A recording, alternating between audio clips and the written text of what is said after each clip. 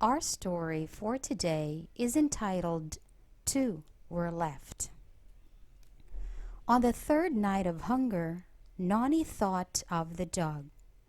Nobody lived upon the floating island except himself and the dog. When the ice broke up, Nani had lost his sled, his food, his furs, even his knife. He had saved only Nimuk, his great devoted husky.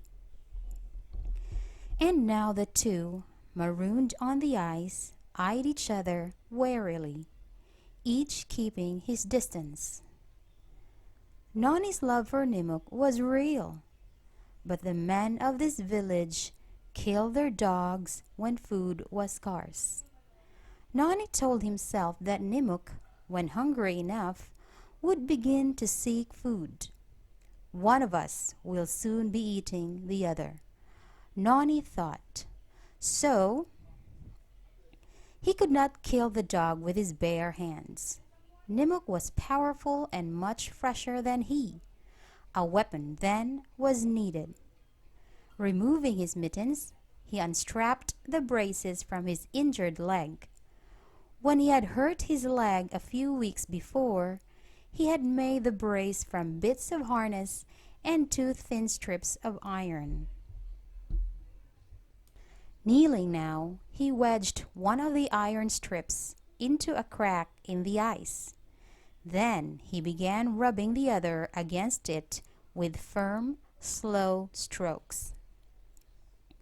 Nimuk watched him, and it seemed to Nani that the dog's eyes glowed more brightly. He worked on, trying not to remember why. The slab of iron had an edge now. It had begun to take shape.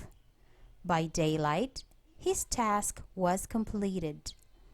He had finished making a knife. Nani pulled the finished knife from the ice and felt its edge. The sun's glare reflected from it. Its brightness stabbed at his eyes and momentarily blinded him. Nani forced himself to call the dog. "Here, Nimuk," he called softly. The dog suspiciously watched him. "Come here," Nani called. Nimuk came closer. Nani read fear in the animal's gaze.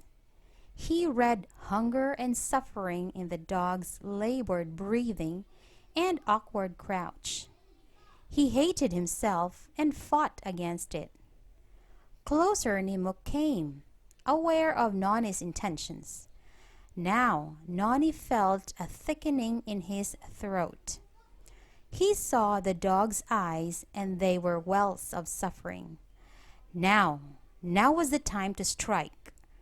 A great sob shook Nani's kneeling body. He cursed the knife. He swayed blindly, flung the weapon far away from him. With empty hands outstretched, he stumbled toward the dog and fell. The dog rolled as he circled the boy's body. And now Nani was sick with fear. In flinging away the knife, he had left himself defenseless. He was too weak to crawl after it now. He was at Nimuk's mercy, and Nimuk was hungry. The dog had circled him and was creeping up from behind. Nani heard the rattle in the animal's throat. He shut his eyes, praying that the attack might be swift. He felt the dog's feet against his leg, the hot rush of Nimuk's breath against his neck. A scream gathered in the boy's throat. Then he felt the dog's hot tongue licking his face. Nani's eyes opened.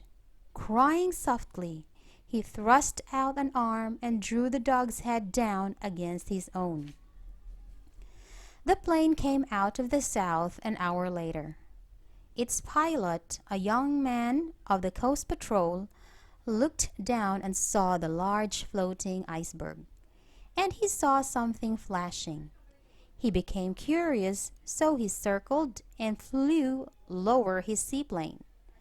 Now he saw in the shadow of the peak of ice a dark, still shape that appeared to be human. Or were there two shapes? He set his seaplane down on the water lane and found a boy and a dog. The boy was unconscious but alive. The dog whined feebly but was too weak to move. The gleaming object, which had caught the pilot's attention, was a crude knife. It was stuck, point down, into the ice a short distance away and quivering in the wind.